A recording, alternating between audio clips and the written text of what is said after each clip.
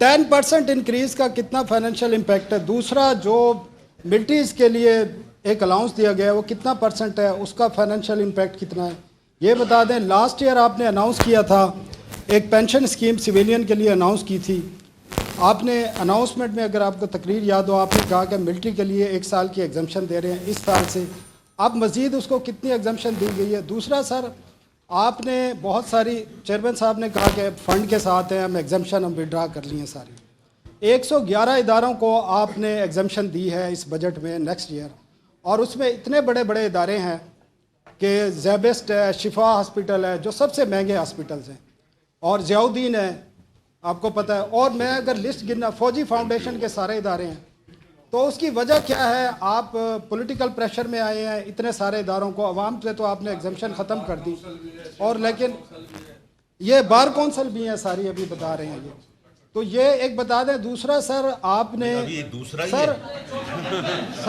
سر وہ سوال نہیں آئیں گے، 6,500 ارب روپے آپ نے ٹیکس لے کے کنزمپشن آپ نے خرچے پورے کرنے ہیں،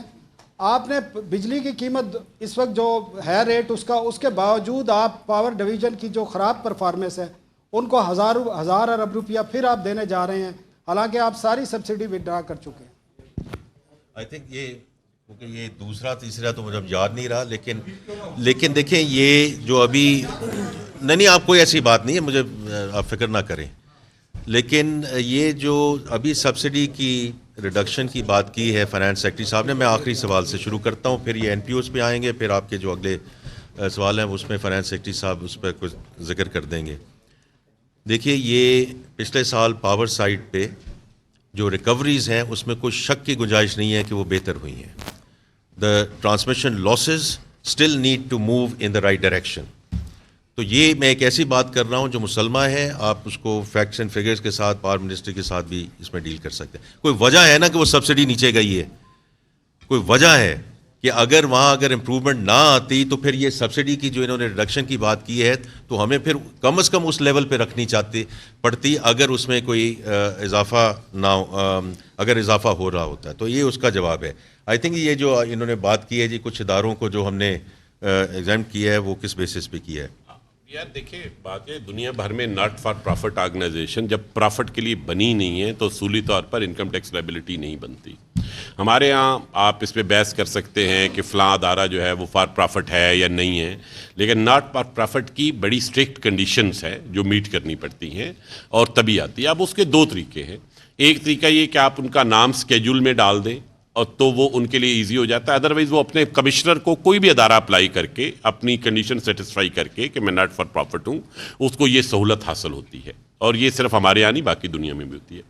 البتہ ہم نے ایک چینج کی ہے اس دفعہ، ہم نے جو وہ ٹیبل 1 اور ٹیبل 2 تھا اس کو اکٹھا کر دیا ہے، اور آئندہ کوئی بھی ادارہ مستقل اس سکروٹنی سے باہر نہیں رہے گا۔ اسے پریوڈیکلی ایون جو لسٹ وہ تھی جو سکروٹنی سے ٹوٹلی باہر ہے انہیں پریوڈک ریویو کے وہ سبجیکٹ ہوں گے، اور یہ بھی ہماری ریفارم کا حصہ ہے کہ یہ نہیں کہ آپ جب شروع ہوئے تھے تو آپ ناٹ فار پرافٹ تھے، آپ نے اسکیجول میں نام ڈلوا لیا اور اب آپ ہمیشہ کے لیے جو مرضی کام کرتے رہیں، کمرشل ایکٹیویٹیز کرتے رہے، آپ اس سے باہر رہیں گے۔ آپ کو یہ ثابت کرنا ہوگا کہ آپ کمرشل ایکٹیویٹیز اس نیچر کی انوالو نہیں ہے جو فار پرافٹ میں کسی طرح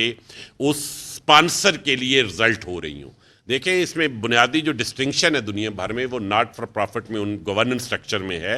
کہ کہاں پہ اسپانسر جو ہے اس کا ریلیشن شپ گورننس سٹرکچر کے ساتھ کیا ہے۔ تو یہ آئندہ کے لیے یہ ریویو ہوا کرے گا، ہمیں اور کسی ادارے کو اس میں ڈالنے میں کوئی اعتراض نہیں، لیکن ہم چاہیں گے کہ پریویس جو ادارے ڈلے ہوئے ہیں اور جو آئندہ آئیں گے وہ سب اس سکروٹنی سے گزریں۔ ایکچولی اگر آپ ناٹ فار پرافٹ سے جا کے پوچھیں گے تو وہ آپ کو کہیں گے جی کہ ہمیں غلط ٹیبل میں ڈال دیا گیا ہے اور ہمیں جو ایک کنسیشن ملی ہوئی تھی اسے لے لی گئی ہے، تو میں تو اس کو ایکچولی یہ ڈیفینڈ کر رہا ہوں کہ وہ ہم نے کیوں لی ہے، رادر دین آپ نے ثناء اللہ کیانی صاحب آپ نے یہ جو سوال کیا ہے دونوں نے وزیر خزانہ صاحب ادھر پلیز سر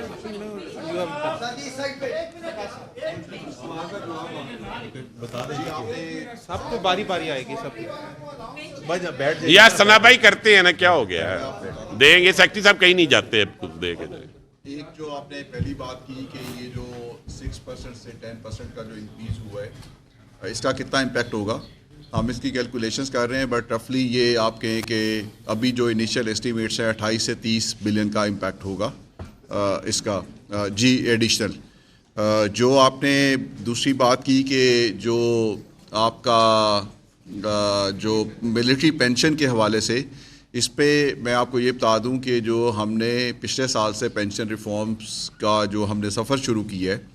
اور it was not an easy thing to do خاص طور پہ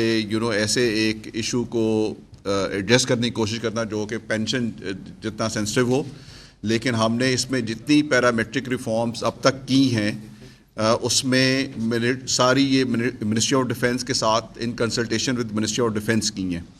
کنٹریبیوٹری پینشن اسکیم جو ہم نئے امپلائیز کے لیے لے کے آ رہے ہیں, جو ہم نے سویلین امپلائیز پہ شروع بھی کر دی ہے 1 جون 2024 پچھلے سال سے, اور اس کے لیے ہم نے نان بینکنگ فائنینس کمپنی بنا دی ہے. ہم اس سال پینشن فنڈ میں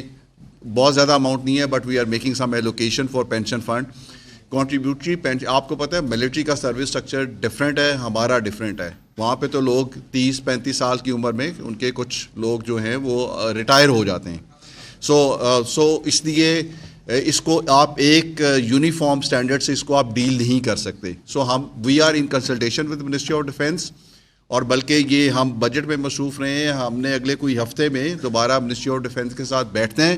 کہ کنٹریبیوٹری پینشن اسکیم کس طریقے سے کن ٹائم لائنز کے ساتھ جو ہے ہم اس طرف بھی اس کو انٹروڈیوس کریں. So that's where things are.